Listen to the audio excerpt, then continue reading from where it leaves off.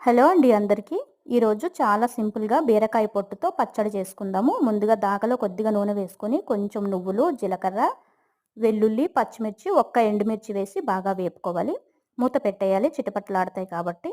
తర్వాత బీర పొట్టు, కొద్దిగా కొత్తిమీర, సాల్ట్ వేసేసి శుభ్రంగా కలుపుకొని గ్యాస్ మీడియంలో పెట్టేసి మూత పెట్టుకోవాలి. చక్కగా ఇలా సగం వరకు వేగిపోయిన తర్వాత మరొకసారి మూత తీసి కలిపేసుకొని చింతపండు కొంచెం ఒక 2 స్పూన్లు వరకు నీటిలో నానబెట్టేసి వేసుకోవాలి. అందులోనే వేసి బాగా కలిపేసి చక్కగా వేపుకోవాలండి.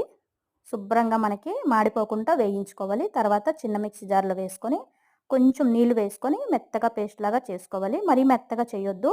తర్వాత ఒక బౌల్‌లోకి తీసుకొని మళ్ళీ అదే దాకలో కొద్దిగా నూనె వేసుకొని పచ్చిశనగపప్పు, జీలకర్ర, ఆవాలు, ఒక్క ఎండుమిర్చి వేసి పోపేసుకోవాలి. ఇది వేడి వేడి అన్నంలోకి, పెరుగన్నంలోకి చాలా బావుంటుంది. చాలా సింపుల్‌గా చేసుకోవచ్చు. థాంక్